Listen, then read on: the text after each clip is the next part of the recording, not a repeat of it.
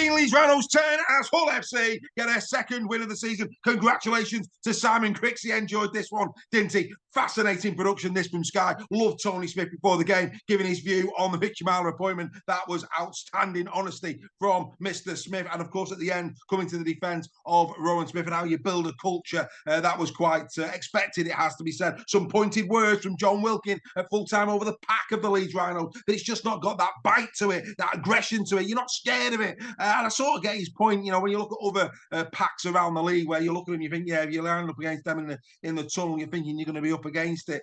Are they a bit too nice, the Leeds Rhinos? It's an interesting debate. Maybe we'll have that in the final whistle a little bit later on. That said, got to give Alecki his due. 18 carries, 198 metres. He did 32 tackles in D. That's not a bad knock from any prop forward, is it? There was a lot of emotion around this game, clearly, and I thought that Harry Newman and Smith, in the minutes applause, you could see it on their faces. It looked like Newman was really holding back the tears. Did that affect Leeds in this game? We'll never, ever know. What I want to do, though, right from the get-go, is give massive praise to Liam Moore. I thought he officiated this brilliantly. His communication on the field and with the video referee, I thought was exceptional. So I'm going to give Liam Moore a big rap for that. I thought his communication was really good in this game.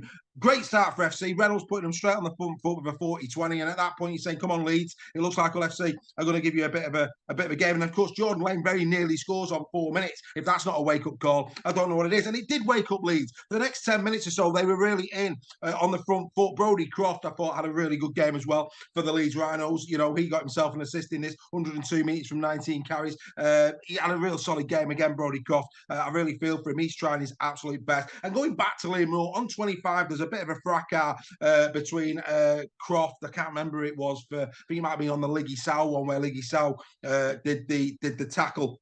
And they weren't very happy with it. It has to be said, the Leeds Rhinos, with regards to that challenge. And it went off a little bit, but fair play to Liam Moore. Rather than saying, no, let's stop the game, let's have a conversation, he just said, play on. And very quickly, it dispersed. Brilliant, brilliant officiating, I have to say. Then we come to the Lewis Martin try, which he took brilliantly, brilliantly well. Assisted, of course, but not the final pass, but Balmforth in that move. His run down the middle was exceptional, I have to say. Incredible from Dean. We've been waiting for him. A lot of Hull FC fans have been asking, where is he? They have got, you know, real enthusiasm around Denis Balmforth. They think he's going to be a great player for him going forward. And he got his chance against the Leeds Rhinos. And for me, he absolutely took it. I thought he was brilliant. Absolutely brilliant. That run just before the Lewis Martin try, he was also involved in it as well. And then the ball goes out to the far side. And I have to say, lovely floaty pass from Jake Truman, and Martin goes in for a score. And then right on half-time, for me, game-breaking moment,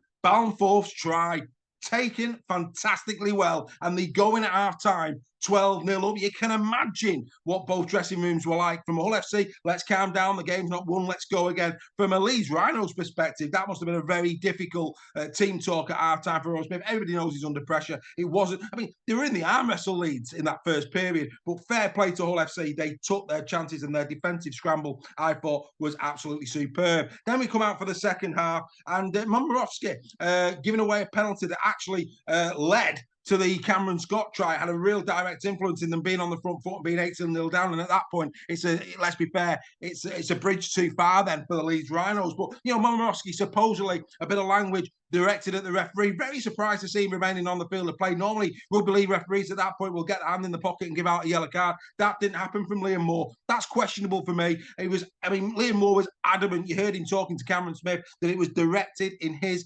direction. As a rule, that's a yellow. I'd love to know why Liam Moore did not send him for that one. Truman, brilliant 40-20 on 61. You've got to give Truman his due. What a fantastic 40-20. I mean, if he was playing Tin Can Alley at any fun fair, you wouldn't be getting a teddy, would you? That was absolutely pinpoint. Have a bit of that. Beautiful stuff from Jake Truman. And again, got them on the front foot, front foot once more, putting Leeds right on the back foot in their own half. Like I said, are you guessing? Love the game. I thought it was a really, really interesting game. And then back come Leeds. I thought Ash Hanley again. You've got to give Hanley his due. A try and assist, 160 metres from 16 carries. 4 tackle busts in this one. Hanley again, superb. Took his try well. The Harry Newman try was very, very easy on the eye as well, wasn't it? But like I say, they just gave themselves too much to do. 18-0. That Denis Bamford try on half-time for me was the game breaker. Some brilliant performance. Good to see Carlos Tumuvari back. They were saying on Sky how important he is to Hull FC, and I think he showed that. A calming influence, real quality on the right edge.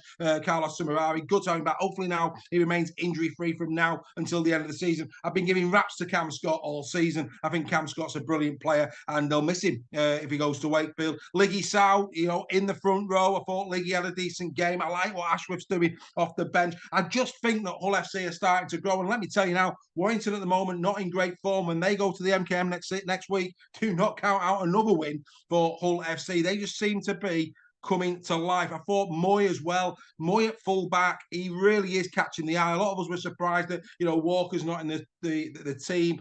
There's a lot of talk about why that is, but you can't argue. The young lad Moy at the back had some wonderful moments, especially in the first half. Real quality under the eyeball, very assured, really liking what Moy's doing at this moment in time for Hull FC. Right, who am I giving the 3-2-1 to? Well, look, they went with Truman on Sky. And again, I'm going to go back to something. Before the game, they're talking about the signings that Hull FC have had, and they highlight Jake Truman. And not one of Jake Truman gets the man of the match. Don't get Truman was good. He was good. He gets a point. There you go. I'm giving Jake Truman a point. But for me, he wasn't player of the game. The player of the game, the game breaker of this game, was Denis Bamford. He was, without doubt for me, the man of the match. And even, noticed on social media, he was the one who was banging the drum, which is normally a little tip to who the players thought the man of the match was. And I completely agree. I thought Bamford was brilliant, especially in that first half. The run down the middle that led to the Martin try. And then, of course, his own try just before half-time, which, let's be fair, he took very, very well. That was the game-breaking moment. I thought throughout the match, he was brilliant. Great from dummy half. And I'll tell you now, based on that performance, even if he's out and he's fit next week, he shouldn't get back in the side. Bamford has done enough there to keep his place